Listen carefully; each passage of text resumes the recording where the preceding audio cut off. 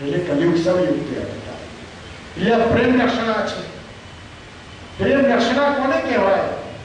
તેના સ્વયં પ્રભુ સામે ચાલીને ભક્તના ભાવને પોષણ કરે એને કહેવાય પ્રેમ લક્ષણા. જ્યાં નિસાધનતા પ્રાપ્ત થાય ત્યાં કહેવાય પ્રેમ લક્ષણા. બોલા વિશ્વજીની વાર્તા ભગવાન સામાન્ય પૂર્ણ ખૂબ તેજસ્વી સ્વરૂપ ધારણ કરીને ચતુર્ભુજ સ્વરૂપ ધારણ કરીને વિષ્ણુ બનાવ્યા છે. વિષ્ણુ બોલા બોલો શું છે? કેમ આવ્યા છો?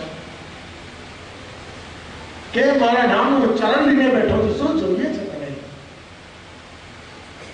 બોલા વિષ્ણુ કહ્યું 3 વર્ષથી અહીંયા વિદ્યા પાર્જન કરવા બેઠો, મને વિદ્યા પ્રાપ્ત નથી. સરસ્વતીજીનું આરાધન કરી સરસ્વતી કીધું નિચિચ્છા જ કરી શકી, એટલે કે આપ જ આપ કૃપા કરી શકો તેમ છો. હવે આપ કૃપા કરે મને વિદ્યાની પ્રાપ્તિ કરાવો. ત્યારે વિષ્ણુના મુખે એક જ નામ આવ્યું. ભગવાન શ્રી વિષ્ણુના મુખે એક જ નામ આવ્યું કે હું તને દર્શન આપવા આવ્યો છું, પણ સર્વ વિદ્યાની પ્રાપ્તિ અડેલ બેઠકમાં શ્રી વલ્લભાચાર્યજી બિરાજે છે, ત્યાં જા, ત્યાં તને પ્રાપ્ત થશે. બોલા વિશ્વ એક ક્ષણ રાજાએ ના જોઈ, ગંગાજીમાંથી બહાર આવે, નડેલ તરફ પ્રયાણ કર્યું અને નડેલ પહોંચ્યા છે. જો આ ગ્રંથનો પ્રસ્તાવના ગ્રંથ કેવી રીતે પ્રગટ થયો કૃષ્ણાશ્રય, આ મૂળ વાર્તા એ બોલા વિશ્વજી. નડેલ પહોંચ્યા, નડેલ ચાલતા ચાલતા પહોંચ્યા ને સામે શ્રી મહાપ્રભુના દર્શન થયા. શ્રી મહાપ્રભુ પહેલું ચરણ કર્યું, આવો બોલાવો. વલ્લભને ખબર હોય કે બોલા વિશ્વ આવવાના છે. પહેલેથી પ્રારંભમાં જે અંતર્યામી સ્વરૂપ શ્રી વલ્લભાચાર્યનું કહેવાય, કે પહેલેથી સમજમાં હોય કે વિષ્ણુએ પોતે મોકલ્યા. श्री महाप्रभु उच्चार आओ बुलाए विष्णु तुमने तो भगवत साक्षात्कार कियो है. पहले उच्चार श्री महाप्रभु તમને ભગવાન સાક્ષાત્કાર થયો છે કે ભગવાન વિષ્ણુ તમને દર્શન આપવા પધાર્યા, એ તમને સાક્ષાત્કારના દર્શન થયા છે, તમે ધન્ય છો. અને બોલા વિષ્ણુ ઉચ્ચાર કરે મને ભગવાન સાક્ષાત્કાર થયો છે, પણ ભગવાન સ્વરૂપનો અનુભવ થયો નથી, એ તો આપના દ્વારા થઈ શકે તેમ સાક્ષાત વિષ્ણુએ મને કહ્યું છે. જે ચૈતન્ય મહાપ્રભુ અને શ્રી વલ્લભાચાર્ય પ્રસંગ યાદ આવી જાય કે ચૈતન્ય મહાપ્રભુ શ્રી વલ્લભાચાર્યને મળવા આવવાનો સંદેશ મોકલ્યો કે મારે શ્રી વલ્લભાચાર્યને મળવા આવવું છે. ત્યારે વલ્લભાચાર્ય મહાપ્રભુજી કેવડાવ્યું ત્યારે ચૈતન્યજી આપણે તો સાક્ષાત ભગવાન મળ્યા છે, મને મળીને શું કરશો? ત્યારે સાક્ષાત વિષ્ણુ મળી રહ્યા હોય, ભગવાન મળી રહ્યા હોય, હવે તમે મને મળીને શું કરશો? ચૈતન્યજી કહ્યું કે શ્રી વલ્લભાચાર્ય મહાપ્રભુ જગતગુરુ મને ભગવાને દર્શન આપ્યા છે, કારણ કે એની આરાધના કરવા હું બેઠો હતો તો મને વિષ્ણુ દર્શન આપી ગયા છે, પણ વિષ્ણુનું સ્વરૂપનો અનુભવ એ તો વલ્લભાચાર્યજી ભક્તિના સમ્રાટ, ભક્તિના રાજા અને ભક્તિ પ્રદાતા જગત એકમાત્ર મહાપ્રભુ આપ જ છો. આપના દર્શન કરું, આપની કૃપા થાય તો કૃષ્ણ તો મળે, પણ કૃષ્ણની ભક્તિ મને મળે, કારણ કે ભગવાન મળે એ સૌભાગ્ય. ખાલી ભાગ્ય હોય જેનું એને ભગવાન મળી જાય, પણ જેને મહાપ્રભુ મળે ને એ સૌભાગ્યશાળી કહેવાય. કે ભગવાન મળીને જતા રહે પણ વલ્લભ મળીને કૃષ્ણને પધરાઈને જાય. અમારા કુમનદાસના પ્રસંગ જુઓ, કુમનદાસજી નવનીત પ્રાજી જોડે આંગણામાં રમી રહ્યા હતા, બહાર ખેલી રહ્યા છે. કુમનદાસજી અષ્ટકામાં જેનું સ્થાન છે એટલે કુમનદાસજી ભગવતીની વાત કરો છો.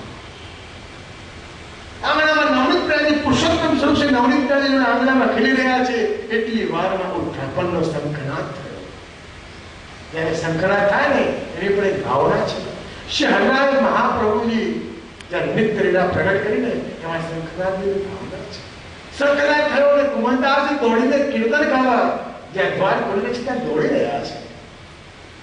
નવનીત પ્રાજી વિચાર માટે કે કુમનદાસ જોડે હું રમી રહ્યો છું ને કુમનદાસ દોડીને જાય છે ક્યાં? द्वार खुल्या, ठाकुर जी बोले कुमनदास मैं तेरे संग बगीचा में खेल रहा હતો, હું તારી જોડે બગીચામાં રમતો હતો, તું મને છોડીને અહીંયા આવી ગયો, કેમ આવું કર્યું? કુમનદાસ કહે પુરુષોત્તમ પ્રભુ આપ મારી જોડે ખેલો છો એ તો આપની સ્વતંત્ર લીલા છે. આજે આપને મારી પર કૃપા કરી, કાલે બીજા ભક્ત પર કૃપા કરશો, કાલે અન્ય ભક્ત પર કૃપા કરશો. આપ તો નટખટ કૃષ્ણ છો, ચાહો તેની પર કૃપા કરી શકો, પણ આ સ્થાને તો આપણે મને મળવું પડે, કારણ કે મહાપ્રભુ જે પુરુષોત્તમ પ્રતિષ્ઠા પ્રકાશ કરીને આપણે અહીંયા પાસે પધરાવ્યા છે, અહીંયા તો આપણે મળવું જ પડે મને, એટલે દોડીને અહીંયા આવ્યું છે. બહાર અત્યારે કૃપા કરો કે ના કરો, પણ મહાપ્રભુ જીને આપણને પ્રભુને પધરાવી દે ત્યાં તો પ્રભુને બિરાજીને કૃપા કરવી જ પડે છે. એને કહેવાય દર્શન.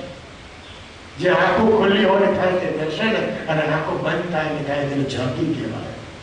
પુષ્ટિમાં બંને છે. જે મર્યાદા સ્વરૂપે તમે આંખો ખોલીને કરો અને પુષ્ટિ સ્વરૂપે આંખે બંધ કરીને હૃદયમાં ધારણ કરો એને ઝાંકી કહેવાય. દર્શનને કેવી તત્પરતા જોઈએ. પણ આ તો કોઈ હાથ પગને પરાણ લઈ જાય, ચલો ને કરી આવીને પરાણે જઈએ એને દર્શન ના કહેવાય. અંદરની તાળા હવેલી થાય અને ક્યારે પ્રભુનો દ્વાર કરીને ક્યારે દોડીને જવું એ તાળા હવેલી જોઈએ. અને હમણાં ભીડવું છે ને મોડા રહીશું, કાલે કરી લઈશું ને શું તાવડે છે. પુષ્ટિ પુરુષોત્તમ દર્શન આપવા તૈયાર થયો છે તો તમે વિલંબ કરો છો. ચાલે કોઈ સાચું કોઈ ચાલે ના ચાલે. તત્પરતા જોઈએ. જેમ ચાતક પક્ષીના બચ્ચાઓ ઝાડમાં બેઠા હોય ને ત્યારે આવતો ચાતક પક્ષી આવ્યો હોય ને કેવી કિલકિયારીઓ કરે. ગાયનું વાછડું બંધાયું હોય ને ગાય જયારે ચરવા ગઈ હોય ને ત્યારે ગાય પાછી આવે તો બચ્ચું કેવું કુદાકુદી કરે. એવી કુદાકુદી પ્રભુને જોવામાં થવી જોઈએ. ત્યારે કહેવાય દર્શન. એવા તત્પરતા બનાવો જો કેવી ઝાંખી થાય. એ તત્પરતા જોઈએ, એ ભાવના જોઈએ, દોડવાનું મન થાય. અને લાગે બહુ ભીડ છે, હરરાય મહાપ્રભુ આજ્ઞા કરે આ ભીડ નથી. જેને તો ભીડ માનો છો તો પ્રવાહ છે, તમે કેમ એને ભીડ માનો છો? આપણે એને ભીડ માનીને કોઈની કોળી વાગે છે, કોઈ દબાઈ દે છે ને. અમારા શ્રીનાથને યમુનાજીને જરૂર છે ને યમુનાજી રહેતા નથી ને તમને રેવડાવે છે ભીડમાં. યમુનાજીનું સ્વરૂપની ધારામાં વૈષ્ણવો છે. તમારી અંદર યમુનાજીના દર્શન અમારો પ્રશ્ન કરે છે એટલે તમને ભીડ લાગે છે. એ પુષ્ટિમાર્ગની વ્યાખ્યા. લહેરન કી છબી આવ્યો. કઈ લહેરનની છબી? કીર્તન તો જુઓ, તમારી અંદર લહેરની છબી આવે ત્યારે એક બાજુ તો બીજી બાજુ બીજી બાજુ ત્રીજી બાજુ દોડતા રહો ને ત્યારે લહેરની છબી કૃષ્ણ તમારામાં જુએ છે. सूरदासी पूछ्યું कहां जा रहे हो? सूरदासी के હું દર્શન કરવા જાઉં છું. વૈષ્ણવ सूरदासी તમને ક્યાં દર્શન થવાના? તમે તો અંધ છો. सूरदासी કહે હજી તું મર્યાદામાં છે ભાઈ, હજી તારામાં મર્યાદા છે. કેવી રીતે? કારણ કે હું દર્શન કરું તો મર્યાદાને કૃષ્ણ મને જુએ એ સાચું દર્શન મારી ઉપર. હું જોઈને શું કરી લેવાનો હતો? અને હું જોઈશ તો શું જોઈ લેવાનો હતો? પણ કૃષ્ણ મને જોઈને ને એમાં મારી ધન્યતાની કૃતાર્થતા છે. સાચા દર્શન તેને કહેવાય. બંગાળની એક વૈષ્ણવ આવી, બંગાળથી વૈષ્ણવ આવીને શ્રીનાથજીના દર્શન કરવા તત્પર બની અને ભીડ જોઈ. અતિ ભીડ, યમુનાજીનો પ્રવાહ જેવી ભીડ. બિચારી નીચી હતી, બહુ પ્રયત્ન કર્યા, ભીડમાં દબાઈ દર્શન થાય નહીં, ઝડપી થાય નહીં અને બેઠા બેઠા ભીડની પાછળ રડવા લાગી. ખૂબ હૃદય કર્યું, આંખોમાં આંસુ આવી જાય કે શું કરું? આટલી દૂરથી શ્રીનાથજીએ દર્શન આપીને મને બોલાવી હતી કે તું આવ, તારી પ્રતીક્ષા કરું છું અને અહીંયા તો મને પ્રતિબંધ નડી રહ્યા છે, મને દર્શન થતા નથી, શું કરું? જે અમારા ગોપીજનો બ્રહ્માજીને પણ બોલે છે. સુબોધજી તો બ્રહ્માજીની પણ ટીકા કરી ગોપીજનોએ કે તમે આંખોમાં પાપણ કેમ આપી, અમને કષ્ટ જોવામાં વિલંબ થાય છે. પાપણનો પણ દોષ બ્રહ્માજી પણ માન્યો. એમ અહીંયા છે એ જ બંગાળની વૈષ્ણવ જે બંગાળથી આવી હતી, શ્રીનાથજીના દર્શનમાં વિલંબ થયો. આંખોમાં આંસુ આવે, જોઈ ના શકે. શું કરું તો કષ્ટ દેખાય. ખૂબ હૃદય થયું, તાપ થયો, રોવા લાગી. અને ઇતિહાસ જુઓ, ઇતિહાસ સાક્ષી છે, વાર્તા પ્રસંગ સાક્ષી છે. એ જ ભીડની વચ્ચે શ્રીનાથજીએ છલાંગ મારી, એ વૈષ્ણવનો હાથ પકડ્યો ને નિત્યલીલામાં પ્રવેશ કરાવે છે. એવા અમારા શ્રીનાથજી છે. એવો કૃષ્ણ અમારો એ ભીડમાં છલાંગ મારી, ભક્તોનો તાપ ના દેખાયો, ત્યાંનો હૃદય થયું અને તાપ થયો છે. ચલો એને અહીંયા સનાથ કરી દઉં, કૃતાર્થ કર્યો, લીલામાં પ્રવેશ કરાવ્યો છે. એ પુષ્ટિ ભક્તિ માર્ગે કૃષ્ણ.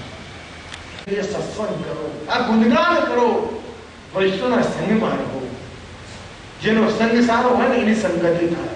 આપણે કોઈ પણ ગ્રંથ મેળવીએ, કોઈ પણ પ્રવચન વૈષ્ણવ સંગતિ મેળવતા હોય છે. સંગતિનો મતલબ શું? જેટલી તમારી સંગતિ સારી એટલી ગ્રંથોની સંગતિ તમને મળે. સંગતિ સારી કરો, તે સત્સંગમાં તમને જોડે. અને કાલે કેમ આજે જઈએ, આજે જે પ્રભુ દર્શન આપવા તૈયાર થયા છે, કાલની વાત કોણ જોડે? આજની તૈયારી કરો, તત્પર બોલો, દોડો, ભાગી કેમ દર્શન ન થાય? એ સત્સંગ જોઈએ. કોઈ ઘરમાં પણ સેવા કરતું હોય તો એને મંગળા કરવાનો આનંદ ક્યારે આવે? જ્યારે રાત્રિ આશ્રયનું પદ કર્યું હોય, ભગવદી ચરિત્ર વાંચ્યું હોય, કોઈ કીર્તન કે ગુણગાન વાંચીને સુઈ ગયા હોય તો સવાર થાય ક્યારે મંગળા થાય, ક્યારે સવાર પડે ને ક્યારે દોડવું. આજ તો બસ સવારે ઉઠ્યા છીએ ને, એક તો ઉઠવાનું મોડું થાય. આજે પહેલા કરતા તો ત્યાં તો બ્રહ્મ મુહૂર્તમાં મંગળા કરવાનો સમય હતો. જો શાસ્ત્ર જો કે પૂજાનો જે ક્રમ હતો શાસ્ત્રોમાં એ ક્યારે બન્યો કે બ્રહ્મ મુહૂર્તમાં ઉઠીને સૂર્યોદય પહેલા ઉઠીને સ્નાન કરીને આગળ વધો, એને કહેવાય પૂજા. એ ધર્મનું સ્વરૂપ હતું. આપણે ધર્મીના સ્વરૂપમાં આવી ગયા ને બધા, એને પૂજા કહેવાય. એ ક્રમ હતો. હવે તો આપણે ઉઠીએ મોડા ને પછી તો આરામથી ચાય પીવાની થાય ને પછી કોઈ આપણને યાદ અપાવે કે મમ્મી તમે મંગળા કરાવ્યા, કે હા હું મંગળા તો બાકી ચલો કરાવી દઉં, ત્યારે આપણે તૈયાર થઈએ. તૈયાર એટલે કે ક્યારે સવાર પડે ને ક્યારે નાહવું ને ક્યારે દોડવું. આ તમને કીધું હોય કે સેવા કરતા પેલા શું કરો કે મેં નહીં લઈએ. પુષ્ટિ માર્ગમાં નાહવું શબ્દ છે જ નહીં. પુષ્ટિ માર્ગ તો સ્નાન છે, સ્નાન. કેમ સ્નાન કહ્યું? 84 ભગવતી વાર્તા જોવી પડે. કારણ કે મહાપુરુષ આજ્ञा करके जाओ, यमुना जी में स्नान करके आओ तो ब्रह्म समझ देंगे. એ યમુનાજીનું સ્નાનનું એક મહત્વ તમારા ઘરમાં રોજ યમુનાજીનું સ્નાન થાય છે, યમુના જલનું સ્નાન થાય છે, એ મહત્વ તમારા ઘરમાં છે. કેટલી ઊંચી વ્યાખ્યા. જ્યાં યમુનાજીનું સ્નાન થાય, પ્રભુની ચરણને ધારણ થાય ને પ્રભુનું તિલક કરવામાં આવે, સમજો કાર્ય થઈ ગયું. કેવી સુંદર તિલકની વ્યાખ્યા. આજે આપણને કોઈ પૂછવા આવે ને, આ ભાઈઓમાં કોઈ આપણને પૂછે કે આજના સમયમાં સૌથી મોંઘું શું, તો હું કહું છું જો ચાંદી પણ સસ્તી છે, સોનું પણ સસ્તું છે. સૌથી મોંઘું હોય તો કંકુનું તિલક. એટલે સોનું ચાંદી બધા પહેરે, કંકુનું તિલક કોઈ પહેરતું નથી, એટલા માટે સૌથી મોંઘું છે. શું લાગે? સાચું બહેનો કહેજો, ભાઈઓને ના પૂછાય. શહેરાજ મહાપ્રભુ કહે કે કંકુનું તિલક કરવાથી તમે માનવ સેવા કરો છો. ધર્મ છે, ઉપનિષદો બધા તમને સાથ આપે છે. ચિત્તની ગતિ ભગવદીયમાં થાય, વિચારો નિર્મળ કોમળ સુંદર બને, કોઈનો ખોટો વિચાર ના કરીએ, ભગવદીય ધારણ થાય. છતાં પણ મહાપ્રભુ કહે કે 10 મનુષ્યની સેવા, માનવ સેવા કરતું હોય તો એક વૈષ્ણવ તિલક કરનાર જે હોય એ 10 માનવ સેવા કરે, 10 મનુષ્યની સેવા કરે છે. કેવી રીતે? બોલો, વિચાર કરો. શહેરાજ મહાપ્રભુ કહે કે જેના કપાળ ઉપર કૃષ્ણના ચરણ નામનું ઉર્ધ્વપૂર્ણ તિલક હોય અને ગામમાં જયારે બહાર જાય ને જે 10 મનુષ્ય પહેલા તેને જુએ, કપાળ જુએ, એ 10 મનુષ્યનો દિવસ સુધરી જાય, એ માનવ સેવા થઈ ગઈ. આ શિક્ષાપત્રમાં શહેરાજ મહાપ્રભુ આજ્ઞા કરે છે. વિચાર કરો. આપણને સૌથી મોંઘું કઈ લાગે તો તિલક લાગે. કેટલું મોંઘું થઈ ગયું. કરતા આળસ આવે, શરમ આવે, સંકોચ થાય. અને એક વાર કરી જુઓ, ક્યારે છોડશો નહીં.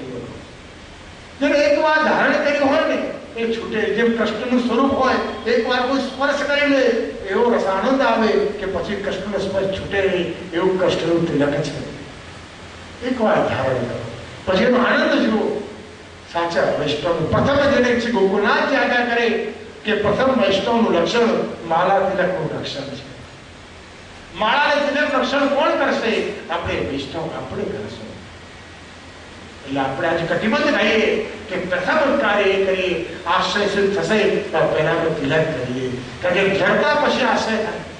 એક કૃષ્ણમાં દ્રઢ થયા હોય, માલા તિલક રક્ષણ કરીને આશ્રય સિદ્ધ કર્યો હોય, એ પછી આસક્તિ થાય. जो एक बार आप तो शक्ति है लेकिन जा नहीं सकती, उसे आसक्ति कहते हैं. ये आसक्ति कहवाय. ये रसखान जी ने आसक्ति, प्रेम અને મોહ એમાં પણ ભેદ છે. આજે આપણને જગત માટે જે હોય, વ્યવહારમાં, પરિવારમાં, ભૌતિકમાં જે છે એ મોહ છે ને કૃષ્ણ માટે છે એ પ્રેમ છે. આપણે પ્રેમ અને મોહને સમજતા નથી.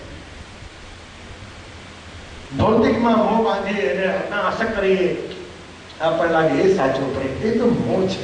જે છૂટી જવાનો, નાશવંત છે, છૂટી જવાનો છે, એ મોહ છે. કષ્ટ જીવનભર સહાય છે, એ સાચો પ્રેમ છે. એ સાચો પ્રેમ. પ્રેમ કરો વૈષ્ણવ. મોહ તો અહીંયા છે. ઘોડાના બચ્ચાની વાર્તા આવે. એક નાનકડું ઘોડું બચ્ચું હતું. અસ્તબલમાંથી એક માણસ એને ખરીદીને લઈ આવ્યું. ઘોડાને બાંધવાની જગ્યા ત્યાં અસ્તબલ કહેવાય. તેને લઈને સામેના